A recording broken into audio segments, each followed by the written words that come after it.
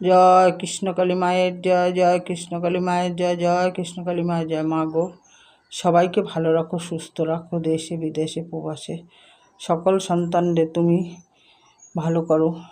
যেই সন্তান তোমার যেইখান থেকে ডাকে সবার কথা শোনো। এই দেখো ভক্তরা সব ঠাকুর এখন পরিষ্কার করলাম, করে আমি এখন এই যে ঠাকুরের বাসন টাসন সব মেজে নিয়ে আসলাম।